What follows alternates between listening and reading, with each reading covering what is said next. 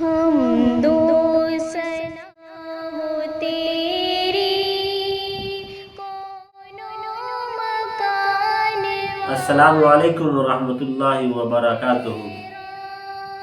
حمد و ثنا ہے اس پاک پروردگار کے لیے جس کے قبضہ قدرت میں ہماری اور آپ کی جان ہے۔ دوستو، آج دنیا میں تمام کتابوں میں جو سب سے افضل کتاب ہے، جو سب سے متبرک کتاب ہے، اس کتاب کے حافظ کے بارے میں بات کریں گے۔ یعنی حافظ قرآن کے متعلق ہم گفتگو کریں گے کہ حافظ قرآن کا مقام، مرتبہ اللہ کی نگاہ میں کیا ہے۔ تو اللہ تبارک و تعالیٰ نے خود سرور کونین، تاجدار بطحہ، احمد مجتبی، محمد مصطفیٰ صلی اللہ علیہ وسلم کے زبانی کہلوا دیا، خیرکم من تعلم القرآن وعلمہ۔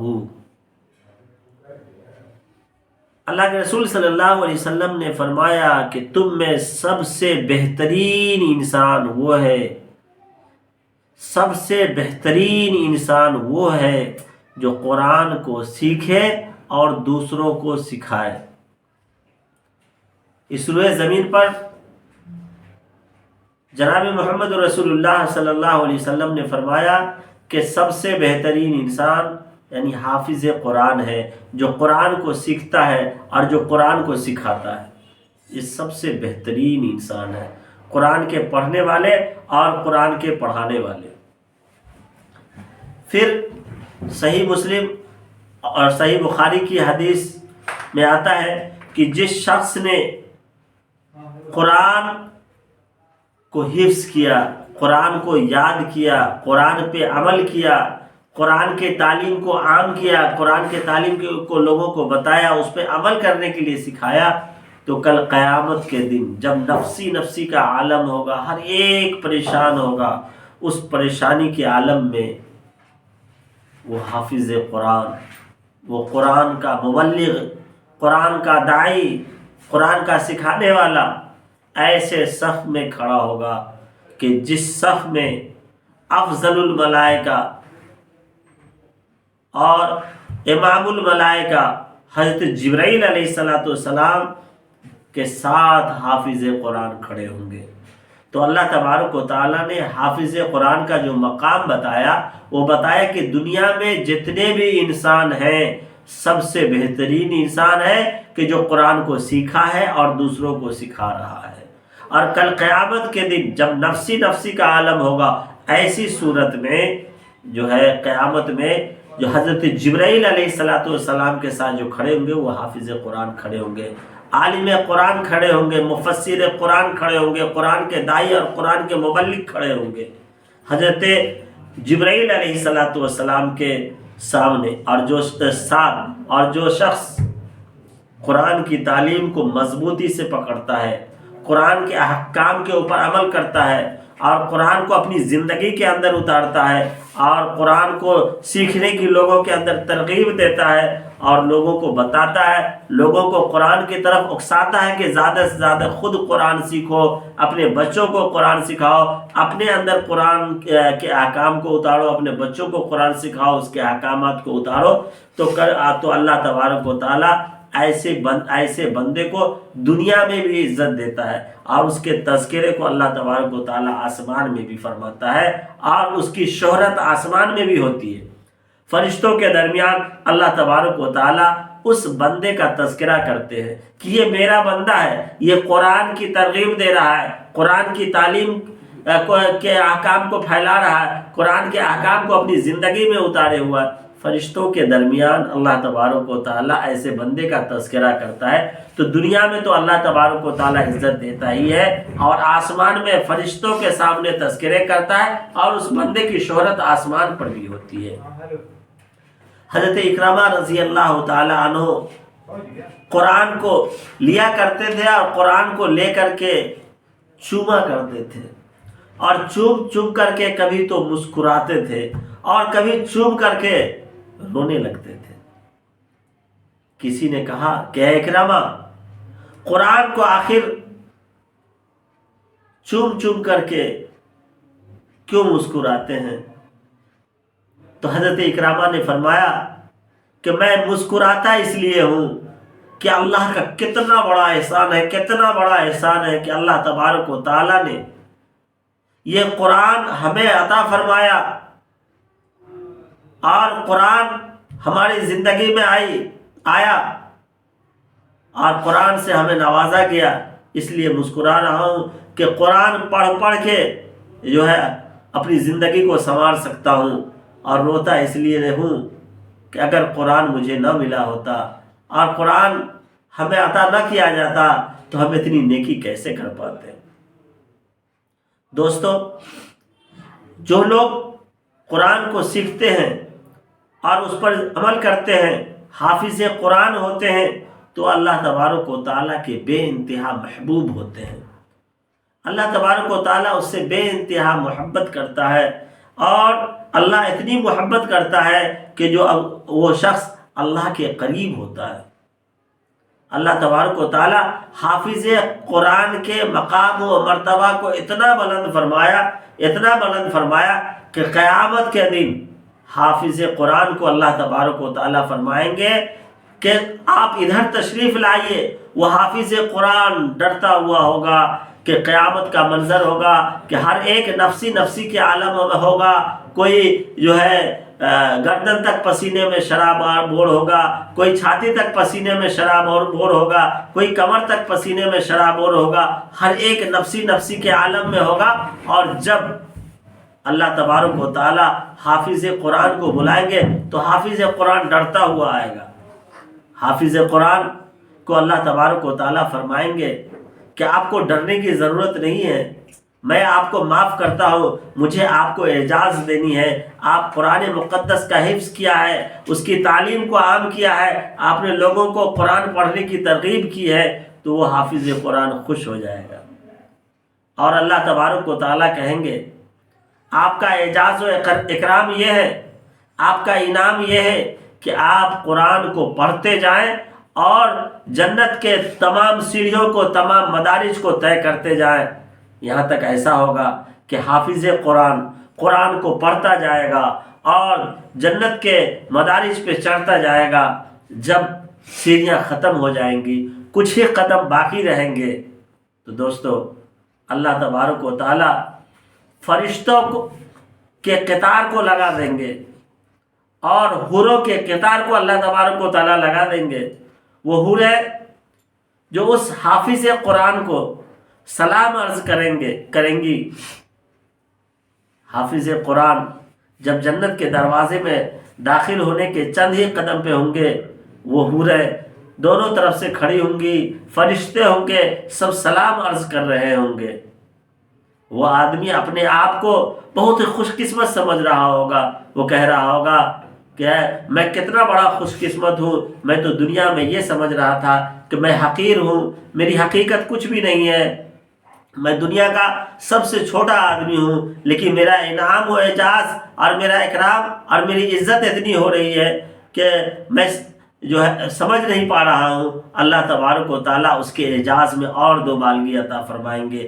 جب حوریں سلام کریں گی اور فرشتے سلام کریں گے اور سلامی بجاتے ہوئے جب گیٹ کے اندر داخل ہونے لگیں گے، تو اللہ تبارک و تعالیٰ ان حوروں اور فرشتوں کو کہیں گے خاموش ہو جائیں۔ پھر اللہ تبارک و تعالیٰ خود اس بندے کو سلام عرض کریں گے۔ اللہ اکبر! اللہ تبارک و تعالیٰ جس بندے کو خود سلام عرض کرے، اس کا مقام مرتبہ خود آپ سمجھ سکتے ہیں۔ پھر اللہ تبارک و تعالیٰ اس بندے کو جنت کے اندر مقام عطا فرمائیں گے، وہ بندہ اس جنت کے اندر رہے گا۔ پھر اس جنتی حافظ قرآن کے لیے اللہ تبارک و تعالیٰ 70 حوروں کو بلائیں گے۔ جب حافظ قرآن ان حوروں کو دیکھے گا تو اللہ تبارک و تعالیٰ کہیں گے یہ حور آپ کی خدمت کے لیے ہے، یہ آپ کے قرآن کا اعزاز ہے کہ آپ نے قرآن سیکھا اور دوسروں کو سکھایا، یہ آپ کے اعزاز و اکرام میں یہ حوریں آپ کو پیش کی جا رہی ہیں۔ آپ کے ان حوروں کے علاوہ آپ کی بیوی کو بھی پیش کیا جائے گا جو دنیا میں آپ کی بیوی تھی۔ وہ آدمی کہے گا کہ اللہ تبارک و تعالیٰ یہ حور 70 حور تو اتنی خوبصورت ہے، اب جو اور اس طرح کی کیا ضرورت ہے؟ اللہ تبارک و تعالیٰ کہیں گے کہ وہ عورت جو تمہاری بیوی بن کر کے دنیا میں 30 سال 40 سال 50 سال 60 سال گزاری ہے، وہ جنت میں بھی تمہاری بیوی بن کر رہے گی۔ پھر اس خاتون کو، اس عورت کو جو حافظ قرآن کی بیوی دنیا میں رہ چکی ہے، جب اسے پیش کیا جائے گا تو وہ حافظ قرآن اپنی بیوی کو دیکھ کر کے اش اش کرے گا، کہے گا واہ، یہ میری بیوی ہے جو ان حوروں سے بھی 70 گنا زیادہ خوبصورتی رکھتی ہے۔ اللہ تبارک و تعالیٰ فرمائیں گے تیرے قرآن کے اعجاز میں، تیرے قرآن کے اکرام میں، تیرے قرآن سے محبت کے صلے میں ہم نے تمہاری بیوی کے اندر ان 70 حوروں کے بھی 70 گنا زیادہ تمہاری بیوی کے اندر میں نے خوبصورتی رکھا ہے۔ تو دوستو، اللہ تبارک و تعالی حافظ قرآن کو بھی اعجاز فرمائے گا، اور حافظ قرآن کی بیوی کو بھی اللہ اعجاز فرمائے گا کہ اس کی خوبصورتی کو 70 گنا حوروں سے بھی زیادہ بنا دے گا۔ پھر وہ حافظ قرآن کو اللہ تبارک و تعالی جنت میں رکھے گا۔ پھر جب وہ حافظ قرآن کو اللہ جنت کی بالکونی کے پاس لے جائے گا اور دکھائے گا کہ نیچے دیکھو، وہ دیکھے گا کہ ایک بہت بڑی کھائی ہے جس میں لوگوں کو مارا جا رہا ہے، لوگوں کو پیپ پلایا جا رہا ہے، لوگوں کو طرح طرح سے سزائیں دی جا رہی ہے۔ تو پوچھا جائے گا، یہ دیکھ رہے ہو اس میں کون ہے، تم انہیں پہچانتے ہو؟ تو وہ حافظ قرآن کہے گا کہ اللہ تبارک و تعالیٰ یہ میرے فلاں رشتہ دار ہے، یہ میرے فلاں رشتہ دار ہے، یہ فلاں رشتہ دار ہے۔ تو اللہ تبارک و تعالیٰ فرمائیں گے کہ تم چاہو جس کو بلانا تم بلا سکتے ہو، تم جس کی سفارش کرنا چاہو سفارش کر سکتے ہو، ہم اسے معاف فرما دیں گے۔ وہ حافظ قرآن جس کو چاہیں گے بلانا وہ بلا سکتے ہیں، اللہ تبارک و تعالیٰ اسے جہنم سے نکال کے جنت میں مقام عطا فرمائے گا۔ دوستو، حافظ قرآن کو اللہ تبارک و تعالیٰ نے خصوصی جو ہے انعام اور اکرام یہ بھی دیا ہے کہ ایک حافظ قرآن اپنے خاندان کے 10 ایسے افراد کو بھی جنت میں لے جائے گا جس کے اوپر جہنم کا فیصلہ لازم ہو چکا ہے، جہنم کا پورا فیصلہ ہو چکا ہے۔ اللہ تبارک و تعالیٰ فرمائیں گے کہ تم اپنے خاندان میں سے 10 جہنمیوں کو تم جنت میں لے جا سکتے ہو۔ اور حافظ قرآن کا اعجاز یہ بھی ہوگا کہ ان 10 جو جہنمیوں کے علاوہ بھی حافظ قرآن جس کے بارے میں سفارش کریں گے تو اللہ تبارک و تعالیٰ اس کی سفارش کو قبول فرمائیں گے۔ دنیا میں ہم کوئی کاروبار کرتے ہیں تو مشورے لینے کے لیے آدمی کا انتخاب کرتے ہیں، جب کورٹ میں قانونی معاملے ہوتے ہیں تو ہم وکیل کا انتخاب کرتے ہیں مشورہ لینے کے لیے، جب بیمار پڑتے ہیں دنیا میں تو اپنے فیملی ڈاکٹر کا انتخاب کرتے ہیں۔ تو اسی طریقے سے اللہ تبارک و تعالیٰ قیامت کے دن جو ہمیں قیامت کے حشر کے میدان میں، قیامت کے میدان میں جب نفسی نفسی کا عالم ہوگا، اس میں بھی اپنی شفاعت کے لیے، اپنی سفارش کے لیے اپنے خاندان میں سے، اپنی اولاد میں سے حافظ قرآن بنانے کی ضرورت ہے۔ حافظ قرآن بنائیں گے تو کل قیامت کے دن یہ حافظ قرآن ہماری سفارش فرمائیں گے۔ دوستو، حافظ قرآن کو حقارت کی نگاہ سے نہیں دیکھنی چاہیے۔ باتیں آتی ہے کہ جب کسی کا بچہ حفظ قرآن کرتا ہے، قرآن مجید کا حفظ کرتا ہے، تو لوگ کہتے ہیں کہ آخر قرآن کا حفظ کر رہا ہے، کھائے گا کیا کمائے گا؟ یہ بڑا سوال ہو جاتا ہے۔ پھر کچھ لوگ یہ بھی کہتے ہیں کہ یہ حافظ قرآن اور یہ مولانا اور یہ قرآن کے سیکھنے والے بہت زیادہ کھاتے ہیں۔ کبھی تو اعتراض ہوتا ہے کہ کھائیں گے کہاں سے، اور کبھی اعتراض ہوتا ہے کہ بہت زیادہ کھاتے ہیں۔ دوستو، میں بتاتا چلوں سعودی عرب کے ایک بڑے مفتی کا واقعہ، جن کا نام شیخ ابن باز رحمہ اللہ کا واقعہ ہے کہ شیخ ابن باز سعودی عرب کے مفتی ہیں، ان کا بچپنا ہے۔ ایک روز کا واقعہ ہے کہ یہ قرآن مجید کی تلاوت کے بعد عشاء کے بعد سوئے، اور ان کی یہ جگے ہوئے تھے، آنکھ بند تھی۔ ان کی خالہ آئی اور ان کی امی کو کہا کہ تیرا بیٹا قرآن مجید کا حفظ کر رہا ہے، آخر اس کا کیا بنے گا، کیا کھائے گا؟ حضرت ان کی ماں نے جو جواب دینا تھا دیا۔ حضرت شیخ ابن باز خاموشی کے ساتھ سنتے رہے۔ اس کے بعد شیخ ابن باز نے قرآن مجید کے اوپر اتنی محنت کی کہ سعودی عرب کے بہت بڑے مفتی بنے، بہت بڑے مفتی بنے اور مفتی اعظم بنے۔ ان کا واقعہ آتا ہے کہ ان کا انتقال جو ہے طائف میں ہوا۔ اپنے انتقال کے وقت انہوں نے ایک شخص کو بلایا، بلانے کے بعد اس شخص کو کہا کہ میں نے تجھے جو 7 لاکھ ریال دیے تھے بطور قرض، میری زندگی کا کوئی ٹھیک نہیں ہے، میں تجھے وہ معاف کرتا ہوں۔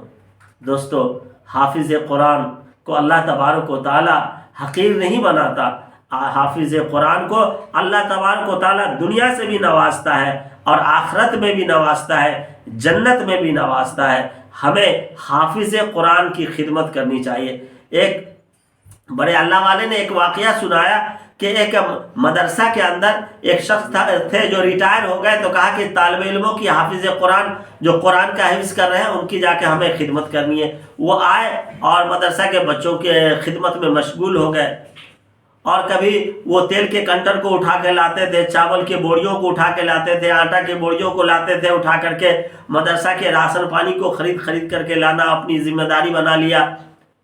تو بچوں نے ان کی خدمت کو دیکھنے کے بعد، ان کا نام بچوں میں شرارتی بچے بھی ہوتے ہیں، اور یہ بچوں کے اندر اس کی شرارت اس کا حسن ہوتا ہے۔ جو بچے شرارت کرتے ہیں، شرارت بچوں کے لیے اس کا حسن ہوتا ہے۔ تو بچوں نے ان کا نام جو ہے حمار رکھ دیا، یعنی گدھا۔ جب ان کو معلوم ہوا کہ ہمیں بچے گدھا کہتے ہیں، تو انہوں نے کہا کہ ارے میں تو ان کی خدمت کرتا ہوں اور ان کے لیے بوریے اٹھاتا ہوں، ٹین کے کنٹروں کو اٹھاتا ہوں، چاول کے بوریوں کو کندھے پہ اٹھاتا ہوں، اور ان کے لیے جو ہے ساری چیزوں کا انتظام کرتا ہوں، راشن پانی اٹھا کر کے مارکیٹوں سے لاتا ہوں، اور یہی مجھے گدھا کہتے ہیں۔ غصہ ہو کر سارے سامان کو مدرسہ سے اٹھا کر گھر چلے گئے۔ رات میں خواب دیکھا، خواب میں دیکھا کہ ایک دربار لگا ہوا ہے، اور اس دربار میں اللہ تبارک و تعالی اسی مدرسے کے تمام طالب علم ہیں۔ اس دربار میں اللہ تبارک و تعالی تمام بچوں کو، طالب علموں کو کہتا ہے کہ آپ حضرات جنت میں تشریف لے جائیں۔ وہ بچے کہتے نہیں، میں اکیلا، ہم لوگ اکیلے بغیر اپنے گدھے کے ہم جنت میں نہیں جا سکتے۔ اللہ تبارک و تعالی نے فرمایا آخر گدھا کون ہے؟ وہ بچے کہتے ہیں کہ جو میری خدمت کرتے ہیں فلاں صاحب، ان کو ہم لوگوں نے گدھا نام رکھ دیا، جب وہ آئیں گے تب میں ان کے ساتھ ہی، میں اپنے گدھے کے ساتھ ہی ہم لوگ جنت میں جائیں گے۔ وہ شخص کی آنکھ کھلی، کل ہو کے دوڑا ہوا مدرسہ تشریف لایا اور کہا بچوں سے آ کر کے کہ اب تم مجھے گدھا کہو، کچھ بھی کہو، تمہاری جوتیوں کو سر پہ اٹھانے کے لیے میں تیار ہوں۔ اور ان کی خدمت میں لگ گیا کہ آپ کا مقام کیا ہے حافظ قرآن، قرآن کے پڑھنے والے، آپ کا مقام کیا ہے، آپ کا مرتبہ کیا ہے، میں نے دیکھ لیا، مجھے معلوم ہو گیا، اب مجھے گدھا کہو یا جو کہنا کہو، تم اپنی جوتیوں کو میرے سر پہ بھی رکھو، تو میں تمہاری جوتیوں کو اٹھانے کے لیے بھی تیار ہوں۔ اللہ تبارک و تعالیٰ نے حافظ قرآن کا مقام وہ رکھا ہے۔ ہم آج حافظ قرآن ہمیں سلام کرتے ہیں تو جواب دینا بڑا مہنگا پڑتا ہے۔ ارے کل قیامت کے دن جنت کی سیڑھیوں طے کرنے کے بعد جب جنت میں جائیں گے تو ان فرشتے اور حوریں حافظ قرآن کو سلام کریں گی۔ دوستو، حافظ قرآن کا مقام مرتبہ بڑا ہے۔ حافظ قرآن کے والدین کے سر پہ تاج پہنایا جائے گا۔ وہ تاج اتنا قیمتی تاج ہوگا کہ دنیا کی ساری مملکت کو بیچ کر، دنیا کی ساری چیزوں کو بیچ کر کے اس ایک تاج کی قیمت ادا کرنا لوگ چاہیں گے تو اس تاج کی قیمت ادا نہیں کر سکیں گے۔ یہ ان کے والد کا اعزاز ہوگا۔ اور حافظ قرآن کا اعزاز یہ ہوگا کہ اللہ تبارک و تعالیٰ جو حافظ قرآن کو حضرت جبرائیل علیہ السلام کے سب میں کھڑا کریں گے اور کہیں گے تو جس کی سفارش کرے گا میں اس کی سفارش قبول کروں گا۔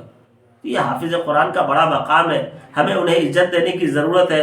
ہم ان کی تکریم کریں، ان کے صدقہ طفیل میں اللہ ہماری گناہوں کو معاف فرمائے گا۔ اور خصوصاً آخری میں ایک التجا کے ساتھ، ابھی رمضان المبارک آ رہا ہے، ہم حافظ قرآن سے قرآن سننے کا شوق پیدا کریں۔ تراویح کے اندر ہمارے بڑے بڑے حفاظ کرام، بڑی صلاحیت کے مالک، ایک بیٹھک میں قرآن سنانے والے بہت سارے حفاظ کرام بیٹھے رہ جاتے ہیں، وہ تراویح نہیں سنا پاتے ہیں، کبھی ایک سال نہیں سنا پاتے، کبھی دو، دھیرے دھیرے اس کے دل و دماغ سے قرآن نکلتا ہوا جا رہا ہے۔ ہماری ذمہ داری ہے کہ ہم حافظ قرآن کو تلاش کر کے قرآن سنانے کا موقع دیں۔ اگر آپ کی مسجد میں ایک حافظ قرآن سنا رہا ہے تو 2 یا 3 سامع کو رکھیے قرآن سننے کے لیے، تاکہ ان کا قرآن پختہ رہے، قرآن تازہ رہے۔ کسی نہ کسی بہانے سے اس حافظ قرآن کو سنیے، اور اس قرآن کو سننے کے بعد اس حافظ قرآن کے اعزاز اور اکرام بھی کریں۔ اللہ تبارک و تعالیٰ نے جس طرح حافظ قرآن کا اعزاز و اکرام کیا ہے، اللہ تبارک و تعالیٰ کے رنگ میں رنگنے کی ضرورت ہے۔ اللہ رحیم ہے تو ہم بھی کسی نہ کسی درجے میں رحم کرنے والے بنیں، اللہ کریم ہے ہم بھی کسی نہ کسی درجے میں کرم کرنے والے بنیں۔ اللہ تبارک و تعالیٰ حافظوں پہ اعزاز کرتے ہیں، کرم کرتے ہیں، ہم بھی کسی نہ کسی طریقے سے حافظوں پر اعزاز و کرم کریں۔ ہم اپنے بچے کے لیے 5,000 10,000 کا لباس لیتے ہیں، حافظ قرآن کو ہم بھی اپنی مسجدوں میں رکھیں، اور اپنے دروازے پہ یا اپنی فیکٹری کے اندر تراویح پڑھواتے ہیں تو حافظ قرآن کا اکرام کریں، حافظ قرآن کی تکریم کریں۔ اللہ تبارک و تعالیٰ اس حافظ قرآن کے صدقے طفیل، ان کے اعزاز و اکرام کے صدقے طفیل، اللہ تبارک و تعالیٰ ہمیں بھی تکریم کرے گا، ہماری بھی عزت بڑھائے گا، آج جنت میں اعلیٰ مقام عطا فرمائے گا۔ اللہ تبارک و تعالیٰ ہمیں اپنے بچوں کو حافظ قرآن بنانے کی توفیق عطا فرمائے، اپنی زندگی میں قرآن کو داخل کرنے کی توفیق عطا فرمائے۔ حافظ قرآن، عالم قرآن، مفتیان کرام کی اللہ تبارک و تعالیٰ عزت و توقیر کرنے کی توفیق عطا فرمائے۔ اللہ تبارک و تعالیٰ ہمارا اور آپ سب کا حامی و ناصر ہو۔ السلام علیکم ورحمۃ اللہ وبرکاتہ۔